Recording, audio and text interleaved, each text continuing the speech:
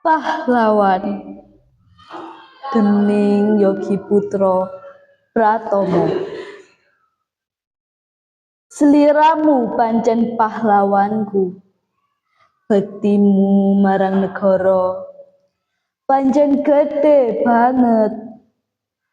Panas udan ora dadi alangan, mung kanggo negara sliramu ninggalake sanak sedulur supaya negara kita merdeka.